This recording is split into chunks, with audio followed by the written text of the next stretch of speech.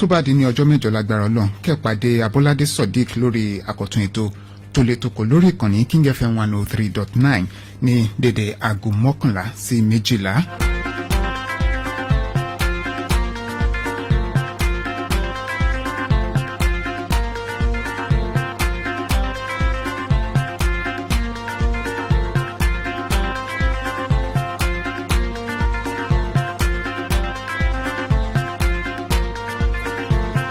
Listener, you are listening to King 103.9 FM, the leading voice of the people. This is a special program coming on this dial this morning. In the next few minutes, we'll be for the next hour, we'll be discussing agriculture.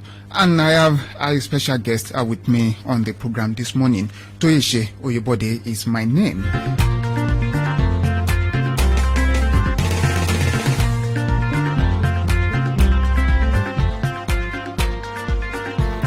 Before introducing my guest, let me quickly take you through this. Experts have consistently pointed out that Nigeria is here to effectively utilize its economic potentials in agriculture as the country continues to rely heavily on oil for its external revenue. Nigeria has a total land area of about 92 million hectares, while 82 million, which contributes 90% of the total land, is arable. That underscores the potential Nigeria has in agriculture. Only about 32 to 34 million hectares out of 82 million hectares of the nation's arable land, representing 41%, is being cultivated. Although successful administrations in the country have made diversification of the economy through agriculture as a key agenda, their best is not enough to elevate the sector to an enviable height. There was the National Program on Food Security from 2003 to 2006, and also the Agricultural Transformation Agenda, which lasted between 2011 and 2015 under the Goodluck Jonathan administration. With a drastic drop in price of oil in international markets, Nigeria's economy has been badly hit by a drop in revenue, which enforced government to return to the long-neglected agriculture to shore up revenue shortfall. The need for self-sufficiency in food production and creation of jobs for the teeming youth has also made the development of agriculture sector inevitable and urgent. Buhari's administration in 2016 launched its agriculture roadmap, the Green Alternative and Agriculture Promotion Policy, which will last from 2016 to 2020. The Green Alternative is a blueprint to revive agri sector to boost food production in the country and serve as a fulcrum for economic diversification, inclusive growth, and sustainable development in the sector. The Buhari administration developed the Green Alternative to build an agribusiness economy capable of delivering sustainable prosperity by meeting domestic food security goals, generating exports, and supporting sustainable income and job growth. It prioritized rice, wheat, maize, fish, dairy milk, soya beans, poultry, horticulture, and sugar for domestic production alongside cowpeas, cocoa, cashew, cassava, ginger, oil palm, gum arabic, yams, horticulture, beef, and cotton for exports. The lifespan of the Green Alternative terminates this year. Have the goals been achieved? Prices of food are on the rise. Is agriculture profitable for the farmers? These are the big questions are being raised by experts. What are the roles of our tertiary institutions, especially the agri-based, in developing the agriculture value chain in the country? Can agriculture become the new oil in Nigeria? To discuss this with me on the program, I have Professor Lateef Sani. Professor Sani is the Governing Council Chairman for Oyo State College of Agriculture and Development and Technology, IGBORA. He is a fellow of the Nigerian Academy of Science, Nigerian Institute of Food Science and Technology, Institute of Management Consultant of Nigeria, and President, International Society for Tropical Root Crops. Professor Sani has published over 109 technical journal articles, 30 books, and 30 conference proceedings.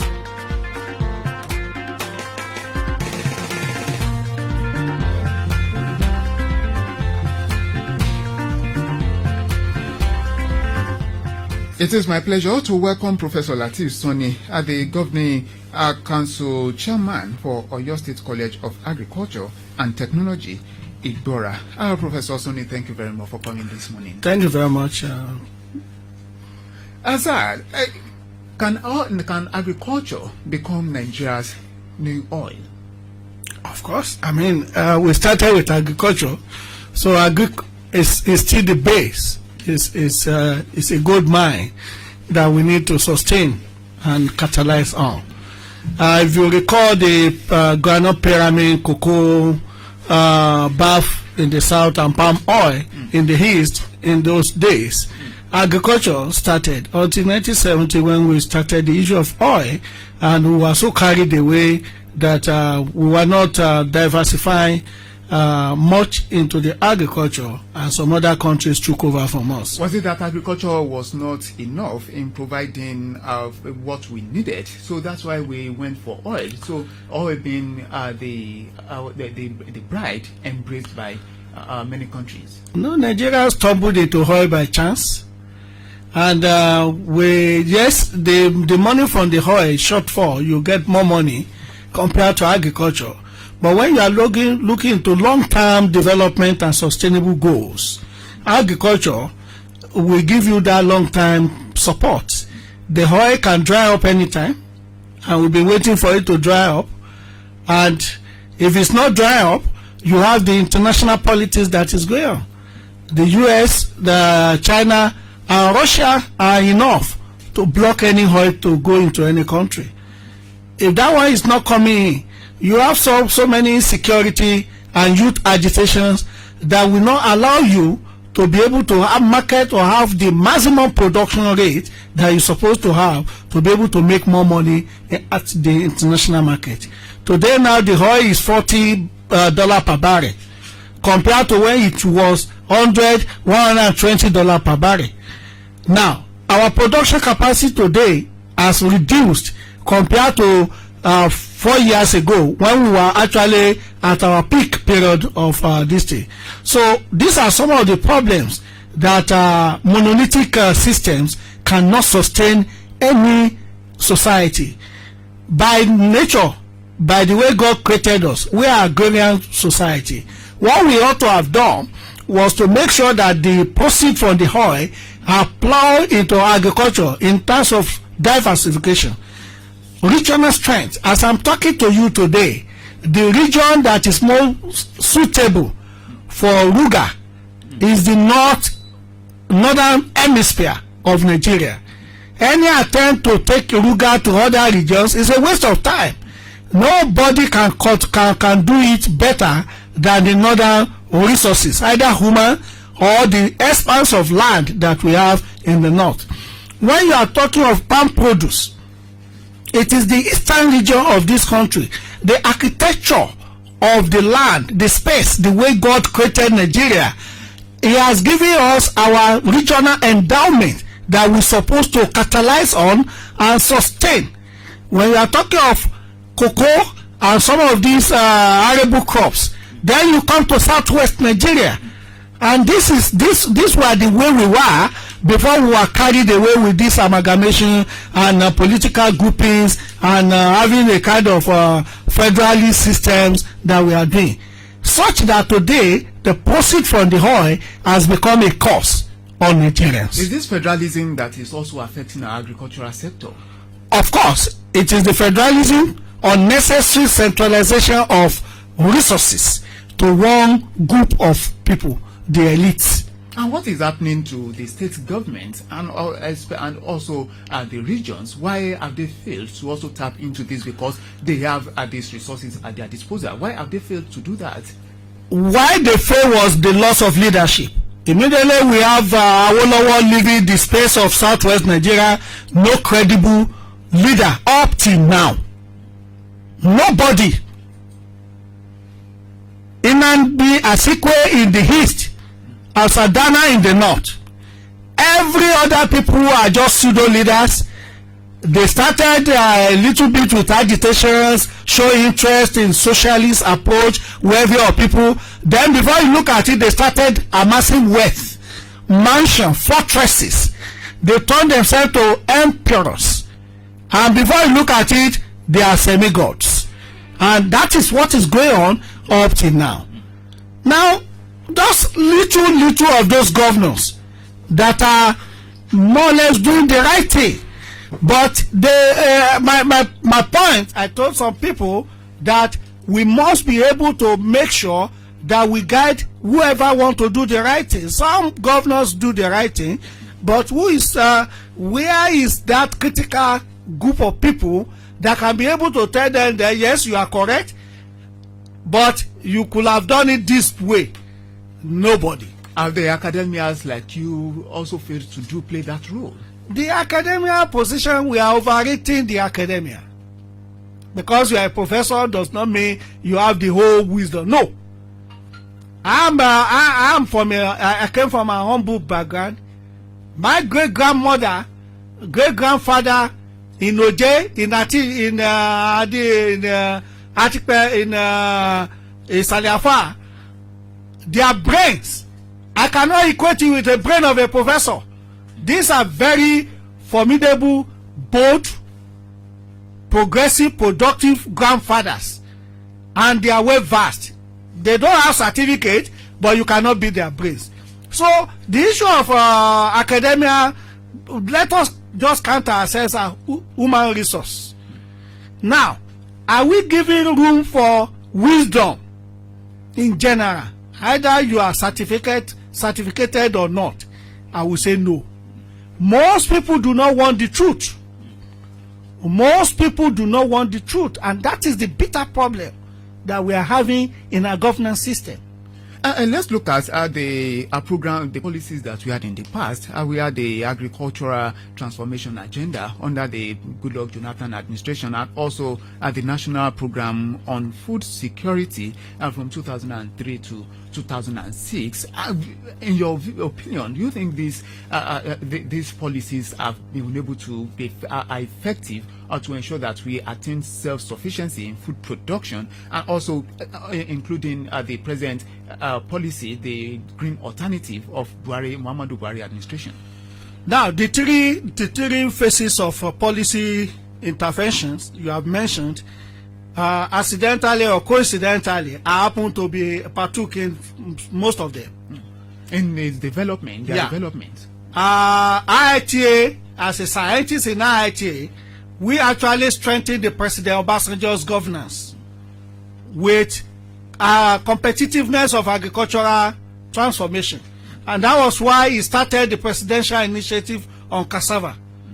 And the presidential initiative on cassava worked so much that as of 2003, we have only 2 or 3 small medium enterprises in this country. By 2007, because of the integrated cassava project of IITA, we work in the whole 9 states in the Niger Delta, and also Kwara State and Osun State and some other. By 2007-2008, we had on record 157 small medium enterprises installed. 1 flash dryer each to be able to supply high quality cassava flour for the 10% inclusion of the cassava flour in bread. What happened to it? Immediately Obasanjo left, nobody showed interest on cassava policy, and the flour mill also stopped buying. By 2011, when Aki Adesina came in, we also met again, we drafted the agricultural transformation agenda, and cassava transformation agenda came up. That honorable minister achieved a lot in the e-wallet of fertilizer, and also the issue of the growth of the cassava industries in Nigeria. By the time it was going 2015, either though in 2003 we have only Nigerian Starch Mill, and later we have Matna Starch Mill. By 2015, we have nothing less than 13 starch mills. These are industries that need nothing less than 200 tons, 400 tons of cassava root in a day. 1 ton, 1 truck will take 30 tons, so that you know what I'm talking about. Ethanol industry, the largest producer of ethanol plant from cassava is in Igbesa in Ogun State by Hallard Atlantic. Either though they used to take ethanol into the country, just like the NOSA group. Because of this awareness question, because of this opportunity, So many large-scale industries have started coming, and they are still coming. They just commissioned one in Ondo State, and another one is coming on board in Nasarawa State. Now, where am I going? Those policies worked. Obasanjo policy combined both the public and the private, the professionals. They gave respect for institutional, for research organizations. Up to agriculture ADPs, they were very relevant. When we did the transformation agenda, it was the same thing. But when we started the agricultural policy, the bifurcation started. Bifurcation, the disintegrations, nobody is working in an integrated manner up to now. The Honorable Minister there, Audu Ogbe, launched the policy. Yes. How far have they implemented it? Are you talking about the green alternative? Yeah, the green alternative. But we were very lucky with Emefiele, who started the issue of Hanko Borowa, more or less taking over the NISA from the agricultural transformation agenda, and then the CBN, NISA, are the one now running the Hanko Borowa program scheme. But to me, there is a gap in the Hanko Borowa scheme. What's this gap? You are giving loan to farmers. Farmers will buy seed. Who has assured you that they are buying viable quality seed? Who? No professional is engaged. No research institute is engaged. National Root Crop Research Institute on root in Umuduke is not there. National Cereal Research Institute in Badegi is not there on cereals. Even IIT as International Institute. But we have many of these research institutes. Talk about the Cocoa Research Institute of Nigeria, the Forestry Research Institute of Nigeria, FRIN, IRT, many of them. They are there getting allocations from government. Have they been effective? No, the allocation of government is different from the CBN Hanko Borowa system. The CBN Hanko Borowa system is a privately induced support to private sectors, farmers, processors. You can hold factories and all those things. But the point is that some of these technical groups need to lend one or two small support in terms of how do you make sure that the soil that the farmers are planting are good, in terms of the viability of the seed is very important. You know why? By the time the farmers just plant, I can just get cassava stem from you and plant. At any rate, that's disease prone. And when I harvest tomorrow, after 10 months or 12 months, you are expecting me to give you 20 tons per hectare, and I got 10 tons per hectare. You recall that it was a loan, 5%, 10%. Okay? Now, how will you pay the loan back? They say farmers have defaulted. No. So, to me, from the angle of private sector, what the CBN is doing is good. But CBN need to make sure that they work with the designated parastatals and research institute to support them. So they have not been carrying along the research. Very minimal. Very minimal. The second aspect of your point as to government interventions, let's go back to colleges of agriculture, universities. Universities, colleges are to train manpowers.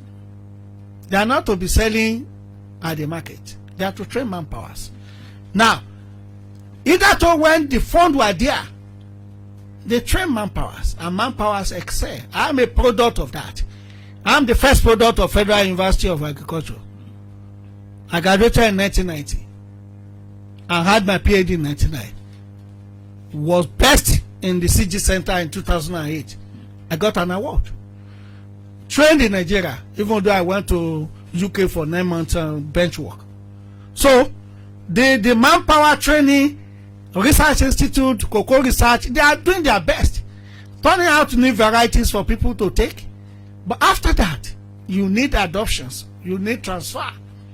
And that is where the issue of mobility fund support comes in. Now we are now talking of private sectors coming in, so that you can begin to have private extension advisory services that will be able to come in and help. That is the area of investment that government or through CBN or whatever need to factor into the production case of the support that they are doing to the private sectors, so that we can be able to move forward. In summary, government support to research institutes, universities, the more they release the fund, the more they will get good results. Most of the economic modeling in the world, the more you spend on knowledge generation, the more good output you get. Harvard University is there, Stanford is there, Oxford University in UK is there.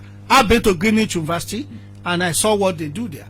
Now, University of Pretoria is there in South Africa. UI, I went to UI too. So when they were funding money, you got it. Recently, when government funded university through trust fund, UI came on board now in the world ranking. Within the 400 best universities in the world. We can go to number 10 best university in the world, as we were in the 70s. The same UI was best 10 in the world in the 70s. So funding is key. Funding is key, and transparency and accountability is key. Because I will not want to say that some people are not mismanaging even the fund, no matter how small it is. But many farmers do complain that it's always difficult for them to get from anchor borrowers, to get from BOI and also some other financial institutions that are into agriculture. Well, I think of recent that has changed, because now, apart from government, federal government allows CBN to go into anchor borrower system. Now the excellencies, the state governors, are taking the driver's seat. In your state, for instance, I'm aware that His Excellency is also linking farmers, especially youth, to these anchor borrower systems. Okay, in some of the palliative strategy of the state government, I'm aware of that, and we've done it in Ogun State. I'm part of the Ogun State Anchor Borrower Committee, and we had 56,000 youth that are registered, and already now 4,500 youth are already on the farmland cleared, and they are planting. So it's working now. 2, Bank of Agriculture actually releases money to farmers through some of their producer associations. Kasarago Association, for instance, I can tell you that authoritatively. Get money on behalf of the farmers. It is the same Kasarago Association now that is actually fronting with for farmers in front of CBN. They are the one that serve as guarantor for all the anchor borrower system and the 5-star CBN champion program that they are doing.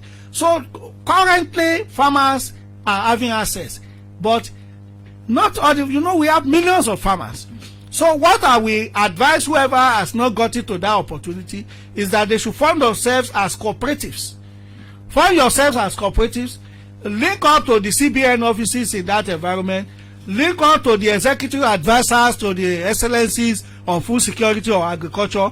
Then you will, or Ministry of Agriculture or commissioners for agriculture, then you will be directed to register yourself with the state portals, because they must verify your name, they must verify your location by GPS, they must map where you are, then ascertain that yes, you are a farmer before you have access to the money. 2, the modification now based on experience is such that if you are going to be assisted in terms of land clearing or input supply, at least CBN has done it such that through the SIGAN, cassava growers or palm produce association, to make sure that they get agro input dealers that will deliver quality materials to you. So the anchor borrower is there and farmers can have access to it. Whoever does not have should please make representation to the ministries of agriculture. Is there effective agriculture extension system in place to do follow-ups on these farmers, especially most of them were in rural areas? As a scientist in IIT, I must tell you that we have formidable extension systems in Nigeria, supported by World Bank for almost 2 decades. The agricultural development programs of Nigeria. Unfortunately, immediately World Bank left, there was a paucity of funding. So funding for the extension, we have extension block in all rural villages in this country. In all rural villages? Yes, sir. We have as staff of the state ADPs. As staff of the state ADPs. But what is lacking there, and they are technically sound. technically sound. The current Honorable Commissioner for Agriculture in Ogun State happens to be an extension officer of Ogun State ADPs in the 80s. What is lacking? Mobility, fund. Just make sure you give them transport funds to be able to coordinate farmers within their environment. That consistency is not there. It's everywhere when governments will give you the little they to have. But this is where the private extension system can also come into augment. Because there can be MOU with the private sector and the state ADP extension blocks, and we can work together. At the International Institute for Tropical Agriculture, we do it. With most of the projects we have, we work with the state ADPs, they give us whatever they will need, and then we release funds for them to be able to do it. We also do it with Justice Peace Development Movement, Justice Peace Development Commission, and we also do it with some NGOs, Council of Women Affairs, COA in Nigeria, several NGOs, cattle release services in this country. We work with them. So little amount of fund support and this extension arm, either public or religious based or faith based or private sector, they are delivery. Before we go on a quick break, before we also leave the intervention policies, the green alternative, its lifespan terminates this year from 2016 to 2020. Has it been able to fulfill its purpose? Now, in general, I want to say that for agriculture, in the last 30 years with the Ankobora system, NISA, CBN, every one of them, Bank of Industry, Bank of Agriculture, I think everybody now is able to have access to loan for agricultural commodities. For that, it is achieving that purpose. But for us to be able to achieve excellent results, we need to make sure that we reintegrate these interventions. For instance, as I'm talking to you now, they do not have one portfolio to report to. Unlike when President Obasanjo was there, the Office of the Special Assistant to the President of Food Security was a very active office. We need to create that office. I know that the Vice President is coordinating some other interministerial this thing. That will not work because all of them are very busy. You need a platform, a consortium, a national platform that will also have input of best bet research institutes or technocrats that will be part of that interventions and coordinate it and make sure that it is working. Are you looking at the creation maybe of a commission? It could be a commission or strengthening the office of the Special Assistant to the President on Food Security. If they get good people, not people from my village or my brother or my uncle, the way we are appointing people in Nigeria, we should stop that. But we have National Food Security Council, which is headed by the Chief of Staff to the President, Professor Gambari, and also we are the council is also constituted by state governors and ministers. Who are the working technocrats in that system? I'm not talking of technocrats for the ministries. Who are as I'm talking now, since 2003, I've represented IITA in some of those meetings. I've never attended any meeting in this country with based on Islamic values or cross-subject engineering full of knowledge and skill between subjects. Fauzan International School, admission is ongoing into crash, preschool, nursery, primary and college. Boarding facilities also available. Attractions, Tafis Quran and Arabic studies, well-equipped classroom, ICT facility, library, balanced multilingual based of learning. Bẹ́ẹ̀ni, tó bá jẹ́ ká kọ́ ọmọ ní ètò ẹ̀kọ́ ìmọ̀jìnlẹ̀ tó yanrantí pẹ̀lú ìmọ̀ sáyẹ́ǹsì, kọ̀mpútà àti ìlànà mùsùlùmí. Fauzan International School ní kẹ́yìn láàyò. Ilé ẹ̀kọ́ wọn gbayì àti ṣe ní ọ̀nà ètò ẹ̀kọ́ tó bá òde òní mu. Ẹ̀yin òbí ẹ wá gbọ́ ètò ìgbaniwọlé ń lọ lọ́wọ́ báyìí ní Fauzan International School. Ẹ kàn sí wọn ní 54 Benjamin Street, Ẹlẹ́yẹlé Ìbàdàn, Ọ̀yọ́ State. Telephone 080-3854-0090. Email fauzanschool@yahoo.com. www.fauzanschools.com. Fauzan International School, knowledge and diligence. King 103.9 FM, your choice radio.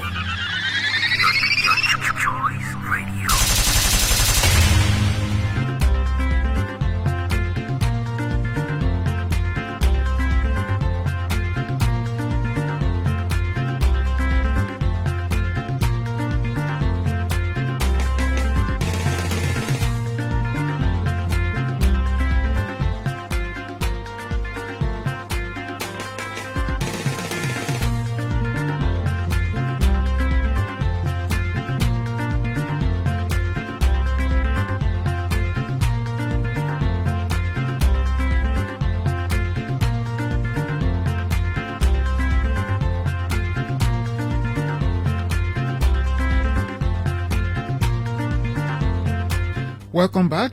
You are listening to King 103.9 FM, the leading voice of the people, and this is a special program with Professor Lateef Sonny, the Governing Council Chairman for Oyo State College of Agriculture and Technology, Igbora. We are discussing agricultural development in Nigeria and how to use that sector to achieve El Dorado, to achieve economic prosperity in the country, so that Nigeria will not be a dependent country, will also become a superpower. Professor Sonny, let's look at your institution in Igbora. How effective is that institution in training manpower, in ensuring that we have people who are well developed in agriculture? Well, thank you very much. I want to thank the excellencies that created Oyo State College of Agriculture and Technology. It's an institution that has global opportunity and future opportunity. To me, I see it as a future university. If you look at the landscape that we have and the training, the manpower training modules that we give. Today, the college is very, very effective. We have some of our graduates at OND, HND level that are also in universities, and some of them even are working with government everywhere. I've met them with excellencies. So it is very, very effective. It is a college that is to train middle level manpower, and this is the strategy that was used actually in India, in China, in Singapore, in Malaysia. And if you look at the way we do the training, it's such that once you finish or before you finish, you should be able to start on your own. And that is it. However, we started very well. Along the line, the implements that we started with are getting old, and we need to replace them. And this is the dilemma we have. And when you hold staff salaries, you are paying arrears, how will you get all that money to be able to do those capital development? Is it that institution is not well funded by government? Yeah, well, that was what happened in the past. And today, the Excellency is the one helping us to pay the arrears. He has paid the arrears for almost 28 months to 10 months now. At the same time, giving us monthly allocations to be able to pay salaries. And same time, looking into windows of opportunity where he can dip in and give us some level of fund support for capital. But this is where I'm calling on Oyo State, all of us, including myself, that let us go back to the way we develop our region, our state. Let us go back to the selfless services that we have in those days. Let us go back to the period when you have a man from Ikene in Ogun State developing Ibadan. Let us go back to where people were donating and Arisekola donated. Let us, the way to do people of Oyo State need to stand up. If you have tractor, give us. We don't need money. Give us tractors. Give us planters. Give us something that we can demonstrate to our youth on modern production systems. That's the current. We are talking of smart precision agriculture system. You are talking about the institution, most of the implements in the institution being outdated. Today, if we look at the level at which agriculture is, especially globally, is now technology has been incorporated into agriculture. Is there any roadmap in your institution to ensure that technology is incorporated in how you train how you train your students, so that they will be technology compliant when they graduate? We've already started. If we want to demonstrate on the use of drone now, we have to go and borrow. We have to go and rent. But as a college of agriculture, we need a drone. Because the college does not have drones, right? No, I mean, no. How many universities? No university also have what I'm telling you. But drones are now used to plant. They do not use drones. That is where I'm going. That is where I'm going. That we need those implements. If you want to talk of planter, for instance, you need a planter. You need to buy. Otherwise, very few organizations like IITA, ATF that have some of those things. So the modern agricultural machinery they are not too expensive. It's just that we do not have that opportunity to have extra fund today. And if we have 1 or 2, 3, 4, 5 people helping us, I'm telling you, by the time we come back, we'll say, come to our campus, come to our farm, and you see all those implements working. That's one leg of it. The second leg is when you are training, there's the need for you to do a kind of internship, incubation trainings, pilot plants. We need to have pilot plants. And this is an area where I'm calling on everybody to help us. The last point is that because we are also going to expand our partnership so that we can leverage into some also additional opportunities that are actually that resides in Oyo State.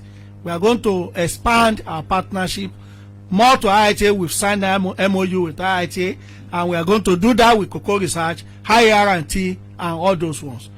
To me, in a very coordinated manner in Oyo State, I see a situation where even within the Ministry of Agriculture, there must be a town hall of all of us together coming together. Harnessing the resources being coordinated by Honorable Commissioner for Agriculture. It is very important. If we do that, it's not that it's a must that we must buy, but we may be able to leverage into some of these technologies from other areas. But as to manpower modules, readiness of human capital we have, and within the available limit that we have some farm machinery that we are also using for training. Don't forget that our students also have opportunity of industrial and farm practical year, and they go out to private sector to learn more. But as an institute that want to also upscale ourselves to universities of the future, we need to begin to do more of capital support. One of the cardinal goals of the present administration of Governor Seyi Makinde is agriculture, to develop agribusiness. Has your institution written any proposal to the governor on how to key into Igbora and ensure that this is successful? Because the governor has been going up and down to set up farm settlements to encourage people going into agriculture. What are the roles that your college can play in this project? At present, we've have exchanges with the executive advisor to His Excellency on Food Security, that's Dr. Adeboale Akande Debo, and with Osada too, and we are already marked some acreages of land for tomato farming through GIZ support and through Osada. And I know that there are so many, 1 or 2 other plants bringing in some Chinese into the college through His Excellency. Two, we are also working with some agencies that now want to export melon. And we are more or less coordinating farmers in Oyo State to be able to strengthen the melon outgoer scheme to be able to get ready for these export opportunities on that. The third point that I know is that we are more or less working with IITA through my project in IITA, that sustainable seed system, to be able to, in Oyo State College of Agric, we are starting with 2 hectares to plant some of the seeds and train youth that will be seed entrepreneurs. The same thing we are doing in Fashola already now through the executive advisor to His Excellency. IITA will also coach 40 youths, 1 hectare each, to be able to plant 40 hectares of seeds. That will allow us by next planting season to have more planting materials, certified quality seeds that farmers will now plant. And once you do that, you are assured of getting nothing less than 20 tons per hectare. And not only that, the root that will come out will be quality root that will be useful. And the viability and the conversion, either for starch or high-quality cassava flour or ethanol, you are going to get as calculated or predicted by the time we go there. So in summary, the agricultural transformation of Oyo State is on course. We are networking and making sure that we work it together and to get to a very good place. You just mentioned training. Also do again now in Oyo State. So the value chain is big enough Big. to absorb millions of youths out there who don't have jobs. Very, very big. And once you assure them of the market, the off-takers, and we have the off-takers, either in the livestock or either in the end user industry or whoever, we have the off-takers. And the last point is that we are saying government should strengthen Oyo State food basket. That is Oyo State food reserve. That we have modern silos installed in strategic places in Oyo State to be able to store dry maize, dry garri, flour, lafun. Should the case you are having pandemic like the COVID case, we will not be panicking on how to help the masses, or will not be spending double money, because excellencies actually spent money within their abilities within that period. And that is the, I think, global picture of the thinking and direction of the current agricultural transformation. Because many farmers ran at a loss during the pandemic. The poultry farmers, many people they lost their produce that time. So if we can have silos, if we can strengthen the food basket, we can solve this kind of situation. It's very important. In my university, we have egg dryer, for instance. Egg dryer. Yeah. At smaller level, which could be upscaled at the pilot level.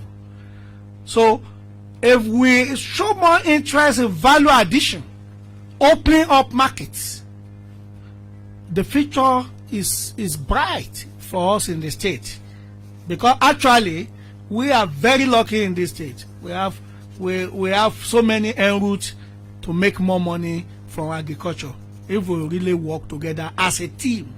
Insecurity has been a major challenge this time around in the country.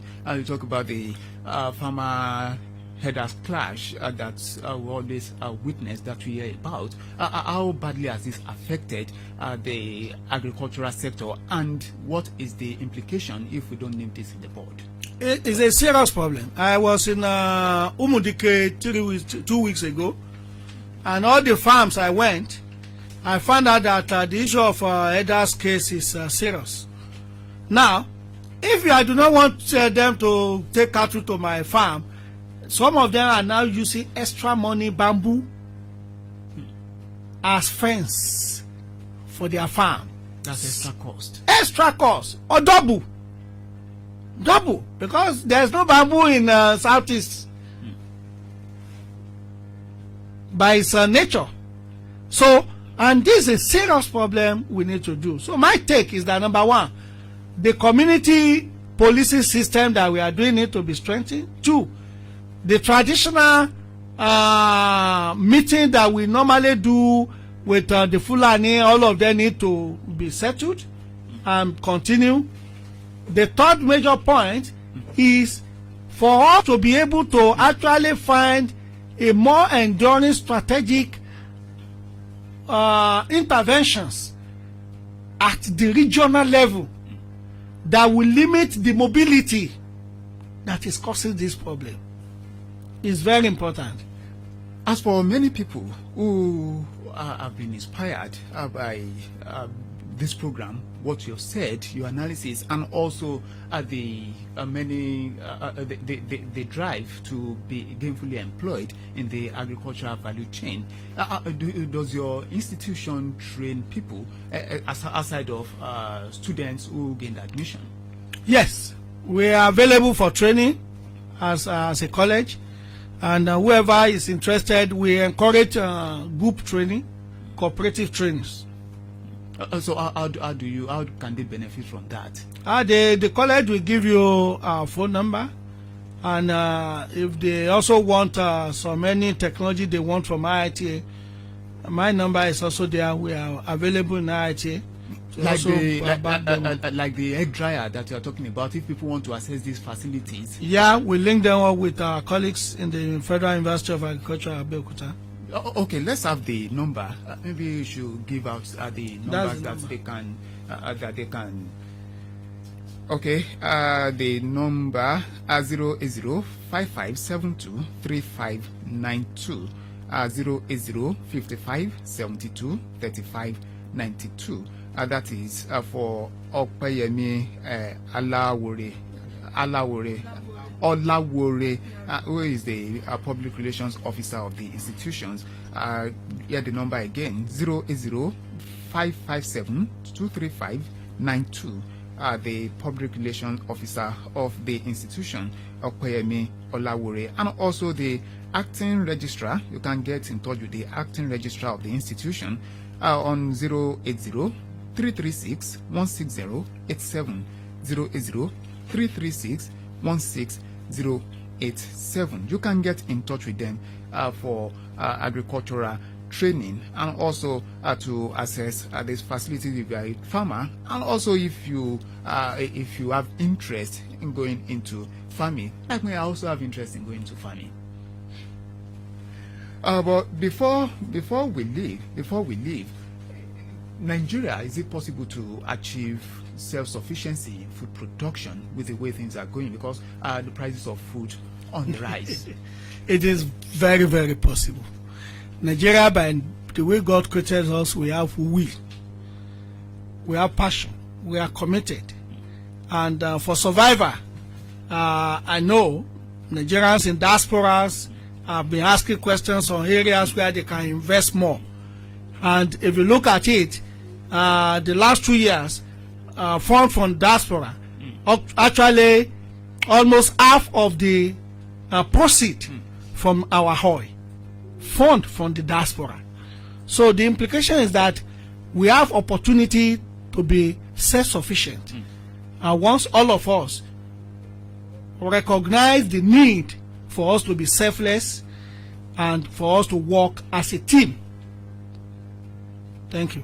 I've been discussing with Professor Lateef Sonny. He is the Governing Council Chairman for Oyo State College of Agriculture and Technology, Igbora. He is a fellow of the Nigerian Academy of Science, Nigerian Institute of Food Science and Technology, Institute of Management Consultants of Nigeria, and also President, International Society for Tropical Roots Crops.